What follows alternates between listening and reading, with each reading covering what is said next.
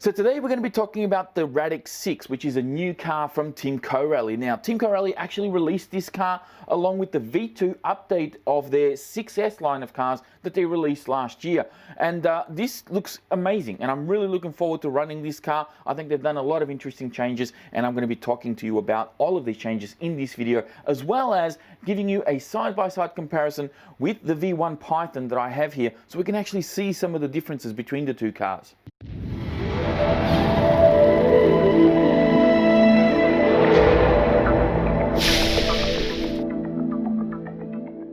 And there we have it, it's out of the box, and look at it, it just looks absolutely beautiful. I love this car. I can't wait to put some batteries in it and go for a rip, because I think this is going to be an absolutely awesome machine. So this is everything that you get out of the box. You get, of course, the car itself, which is fully ready to run. You get the radio, and of course you get some manuals here and a little antenna tube, which we'll talk about in a minute. There are no tools included with these kits, and there are no batteries for the car or for the radio, so you will need to get those yourself. So starting off with the boring stuff, which I know a lot of you really look forward to in my videos, we have the user manual for the radio. And you know, this is more for if you're completely new to RC and you want to know what all those knobs and switches do. You're going to have to read through this guy. It gives you all the information in there, so you can set it all up and how to bind if you need to bind, and how to connect it all and insert your batteries, and fairly basic stuff. But if you're completely new, you're going to need to know all of that sort of gear.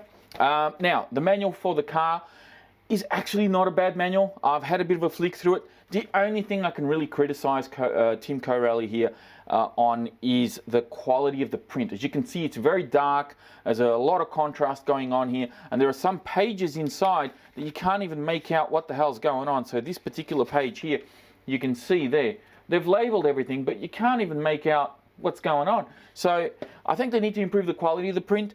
The information itself is actually pretty good. I don't have too many complaints there. There's, you know, information about how to set up your suspension, how to rebuild your shocks. There's exploded views in here as well, so you can, you know, if you're looking for a particular part, you can find that part, you know, through these exploded views.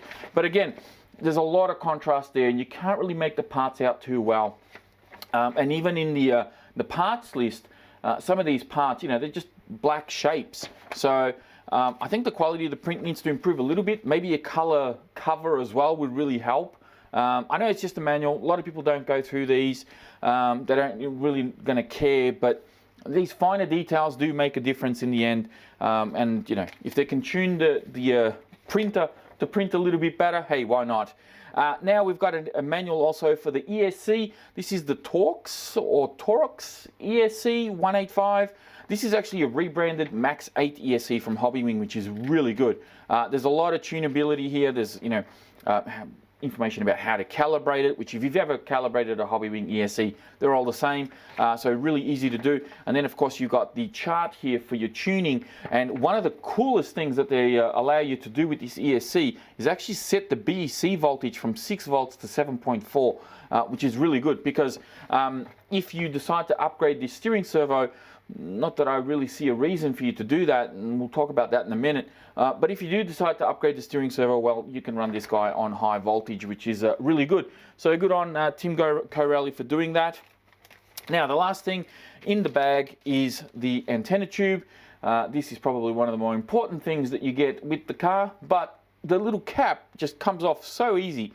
It's not even a snug fit, like it just literally, it'll fall out. Like, I think Team Corelli need to address that a little bit, because either don't include the cap or give us one that actually fits. And then we've got the radio. As I said, the radio is actually pretty good. I didn't mind the one in my Python, but I did change it out because I had a squeaky wheel and it was just annoying me. So I took it out and I've got a different radio in that car. But I might actually hang on to this one. And this actually runs on 4 AA's. You know, it's got a decent size wheel on there. The trigger does feel a little light, I will say. I prefer a heavier trigger, but that could just be personal preference. There's nothing wrong with the way this works. It's just personal preference. It does have a rubber grip on the back, which is quite comfy and nice. It's, you know, it fits really well in the hand. No collapsible antennas or anything like that for you to break off. And of course, you got this sort of handle here to carry it around, which is nice. Steering dual rates, steering trims and throttle trims up here. Steering and throttle reverse switches up here. Bind button just on behind them there. On and off switch just over here, and then you've got like a speed switch up the top here, so it goes like 50-50 and 30-70 or something.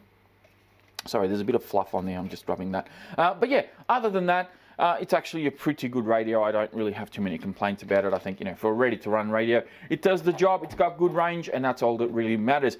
And now we get to the car itself, and boy, oh boy, the more I look at this thing, the more I fall in love with it. I really like the design of the body that Tinkerelli has gone with on this car. I know that it probably looks a little bit generic for some people, but I like the curves and I like the straight lines. It has a little bit of a throwback with the forward cab design. It kind of resembles those sort of race buggies, you know, in the 1/8 scale class, but yet it still looks modern, and especially with this color scheme that they've gone with.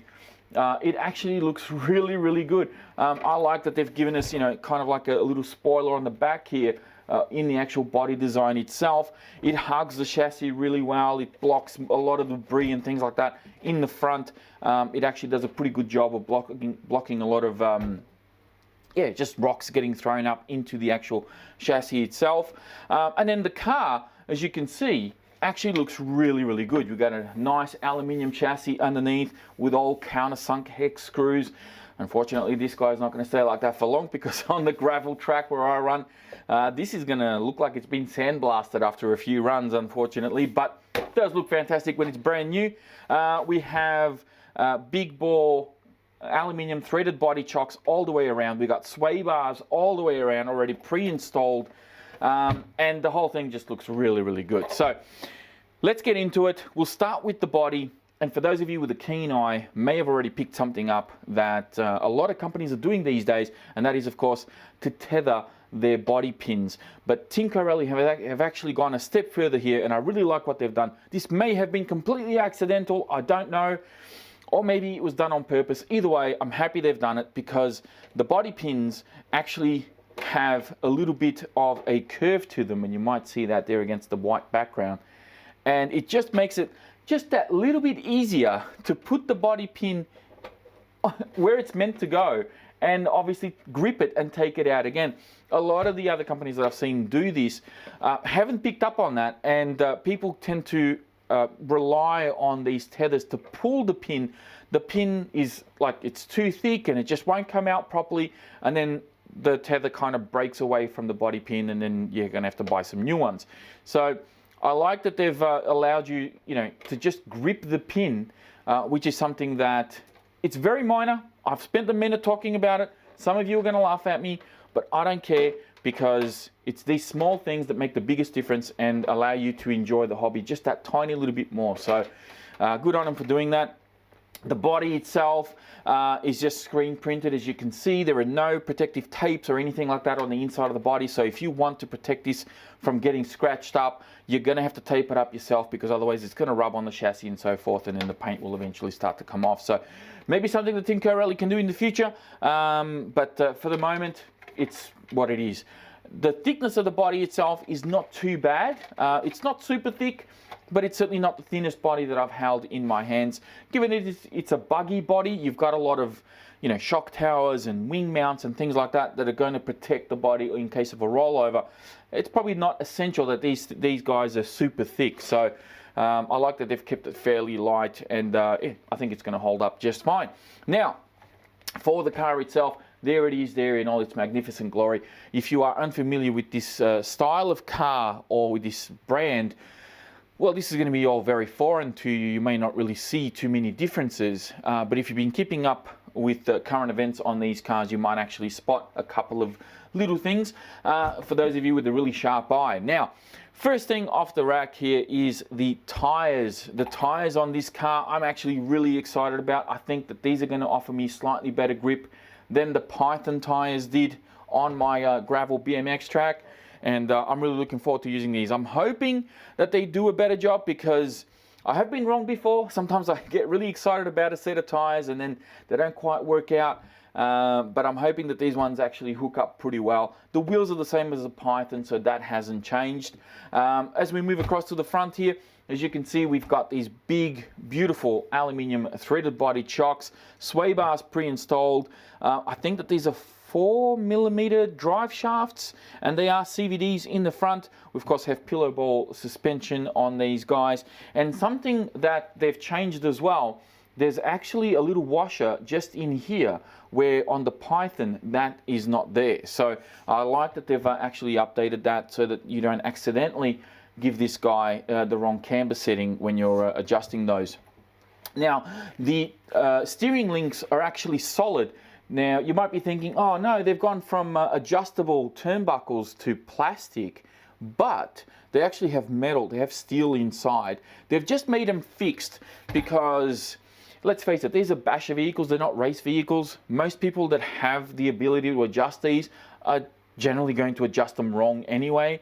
And I'm not trying to insult anybody here, but you know, for the general public, for the general basher, there's really no need to adjust these. So I think going with a solid setup is fine. I believe that you still can buy the adjustable ones. So if you really want to tinker with the setup of the car, you can still do that, but unfortunately you are going to have to buy those components separately. But otherwise, for the average person, take it out of the box, the toe and camber are set, and you can just go out and have fun and enjoy the car for what it is. And that's what I generally do anyway. And for me, I have no complaints. I'm not going to complain about this because I don't usually tinker with that sort of stuff. Unless I'm doing some kind of special project, that's when that might come into play. But for general use, I don't think anyone's going to really notice that you're not going to be able to adjust those. The A-arms, I believe, are the same as the V1. Anybody that works at Timco Rally can correct me on that. I have put them side by side with the Python, and I haven't noticed any differences. So yeah, to me, I think these are actually going to be the same. One good thing that they have done with this car is that they've actually put the nose of the car attached to the diff case. I actually did this on my Python and cut the body and actually put the nose on here, because otherwise I had to put it through the shock tower every single time, and it got really annoying. And yeah, I ended up just changing it. So I'm glad that they've done that on this car. Now, one of the other things that they've done with this one is they've actually put an aluminium brace going across here, where on the Python that wasn't there. The steering servo has also been upgraded to 25 kilograms, where on the previous version it was 20 kilograms. So this is awesome. I mean, not only did they have the V1s already with a higher torque rating than the competition, but now they've gone up again. So that's awesome. I mean, sure, it might be overkill on a buggy, but if they're using the same servo across all their monster trucks, well then obviously that makes a lot of sense to sort of keep, you know, the one SKU, the one part number for all of these cars. Receiver box is over here, and of course you can put your little antenna tube in there. Don't trust that this is going to be fully waterproof. I believe that on the box it actually says splash proof. So if you're planning on running this and submerging it in water and things like that, is probably you're going to need to do some modifications to make sure that you don't fry your receiver or, you know, fry your electrics. So just be mindful of that. We also have a CNC motor mount, which is a sliding motor mount, which makes life real easy for when you want to adjust your pinions. Now, there is one complaint I have about what Timco Rally have done here, and that is this cover that they put over the top of the pinion. When I did my last speed test with the Python, I put a 20-tooth pinion in there, thinking that that was going to be enough to sort of get me over, you know, 70 mile an hour or something like that. But it wasn't. And on top of that, I had to cut this cover off to be able to fit a pinion that big. There is room here to fit even bigger pinions, but with this cover on there, it just doesn't work. So I had to Dremel mine out. And I think that if Timco Rally are going to continue to put covers on there, I'm not against the idea. I just think that they need to allow the cover to come out a lot further and allow you to put bigger pinions should you choose to do that, because otherwise you're just going to have to hack it up, and it's a bit of a shame that you have to do that. So again, it's a nice little improvement that they can do on the V3s. We'll see what happens there. The motor is a 4074 2050 kV 4 to 6S Couron 825 motor. I believe that's what it says on the back there. Brushless, a lot of power. These things have got an enormous amount of power. Like when I drove the Python for the first time, I was blown away by how much speed this thing had in reserve. It was very, very good. XT90 connectors, love that. Anybody that knows anything about connectors will appreciate the XT90s. Of course, you may use a different type of connector. I use XT150s, so unfortunately I'll be cutting these off, but I do appreciate that they've gone for something decent as opposed to, you know, just installing Deans in here or something like that. So good on them for doing that. Now, if you look closely, you will see the center diff there has actually got an aluminium case. This is a huge deal because having an aluminium case in the center diff of these cars, you usually have to pay for that as an upgrade. You now have it standard in a ready to run. That is a huge deal. Now, the only thing I'm hoping for here is that the diff tune, you know, with the oils that they've chosen here is actually good, because then you basically don't have to touch the diffs at all, and that'll be, you know, exactly where we want to be with a ready to run car at this price point and of this caliber. So I think that on the V1 they only used a little bit of grease. Now they actually come with silicone fluid, and yeah, with the center aluminium diff case in there, or actual diff housing, no, diff case, yeah, diff case. That's actually a big positive. The ESC, as you can see here, looks very reminiscent of a Max 8, and then of course you have the push button on and off. Thank you so much, Tim Corelli, for having push button on and off.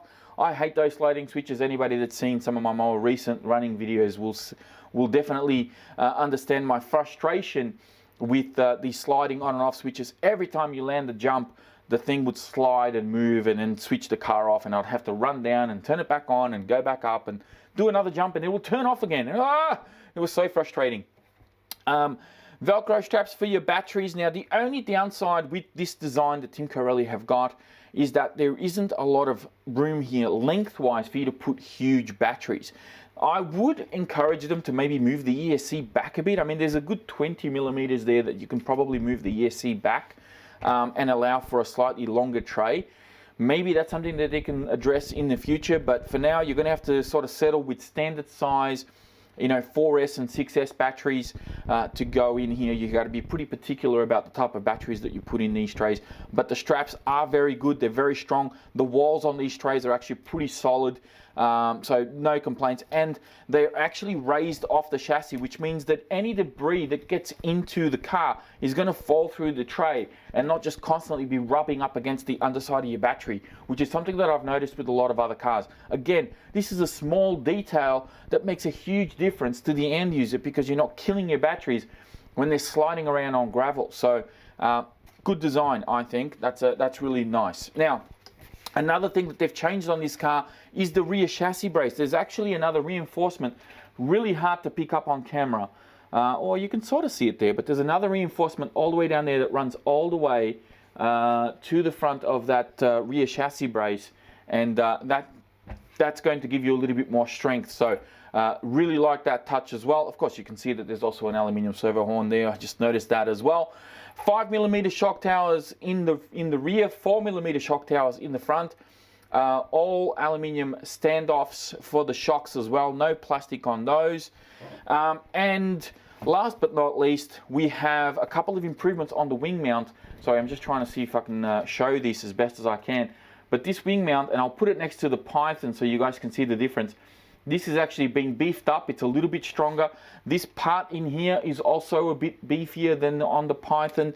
And there's also a new brace on top of the wing here as well, which again, when you see this next to the Python, you'll see some of these differences. So I think I've covered pretty much everything that you need to know about this car. A couple of other things that I'm noticing here. Droop screws are already pre-installed on the car as well, so you can adjust the height with your droop screws quite easily. Adjustments on the front of the A-arm, so if you want to stand your shocks up a little bit more, you can. 3 adjustments on the shock tower, 4 on the front shock tower, 4 adjustments on the rear shock tower, and there's also adjustments for the shocks on the A-arms as well. So a lot of really good stuff. There's aluminium hinge pin braces on front and rear of the rear A-arms, and on the front and rear of the front A-arms. You can't really see this because it's kind of hard to see on camera, but there's actually, you can sort of see a little bit of red in there, and you might pick up a little tiny bit of red in there as well. And the same thing goes for the rear A-arm. Sorry, I'm trying to show this as best as I can with the lighting and the camera and everything. And then there's more red in there. So these are aluminium braces you know, hinge pin braces to hold that in place. So if you do take a hit, you're not going to rip the arms out of the chassis straight away. So is there standard dog bones in the rear? Did I see that right? Yeah, standard dog bones in the rear, which is standard affair for these sort of cars. And of course, as I said, CVDs in the front. And that is pretty much everything that I think I need to cover on this guy as I try to put the body on as best as I can. Now we're going to quickly put these side by side with the Python, and I'll run you through some of the changes so you can actually see the differences between the two cars. Okay, so I'm going to try and get through this as quickly as possible because I know that the video has been going on for long enough. Now, of course, the body design itself is a little bit different between the Python and the Radix. The Python has got a much sleeker design and they've got some ventilated holes on the back here. There's no vents on this particular body, and it's a much more squared off design, I guess, that Co-Rally has gone with. You can also probably notice that the tires on the Radix actually sit up a little bit taller because of the extra tread, the chunkier tread they've put on there. The car actually sits up a little bit higher as well. The shock towers are exactly the same as far as I know. The shocks are exactly the same as far as I know. They have changed the screws on the back of the shock towers, so you might notice that these are actually silver screws, and on the new car they're actually black screws on both front and rear. Minor detail, but just thought I'll point that out. As I said, I have cut the nose on my Python so that I can actually take the body on and off a little bit easier, and I don't have to go through the shock tower. So we'll quickly take the bodies off both of these cars and we'll go through a couple of changes here. So as I said, the servo now on the new car is about 25 kilograms versus 20 kilograms. Velcro straps are the same, battery trays are the same. This of course has the plastic diff case in the center. That has the aluminium diff case. This has a standard aluminium motor mount. It is not CNC machined. This new one is. You've got the brace that's going across the top here, whilst on the old one that brace is not there. And of course you've got the beefed up rear chassis brace, which on this one is not there either. So obviously on that one it's a little bit stronger. And of course you've got the camber links. So on these ones here, camber and toe links, these are adjustable. On the new ones they are fixed. I also noticed, just as, again, small details, the screws that go on the back here, these ones stick out a little bit further than they do on the Radix. So I think maybe they've changed the size of those screws. Again, not important, minor detail, but just thought I'd point that out. As far as steering knuckles and everything goes, an interesting thing that I did notice is that on the Python, the steering I guess knuckle is attached on the underside of the knuckle. And here the steering link is actually attached on the top side of the knuckle. So I'll give you guys close-ups of those as well so you can see what I'm talking about, but I just thought that that was a bit of an interesting change that they've made there. And then of course the last but not least is the wing mount itself. If you look at the Python versus the Radix is considerably thicker and much more chunkier than the Python is. And then the little brace that actually sits inside here is also chunkier as well. They've changed that design a little bit as well, which I actually like. I think, you know, making it that much stronger should be obviously a lot better.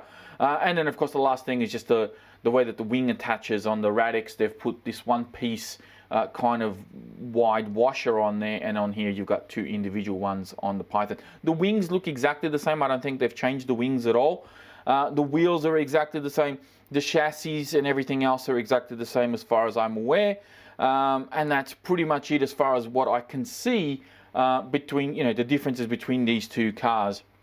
There are a lot of things, of course, that have crossed over, but no doubt the new Python will also have a lot of these changes done to it as well. So it's not just this, you know, because it's a Radix, it's different. This is the V2, this is a V1. If you get a Python, a V2 Python, it's probably going to look very much like this.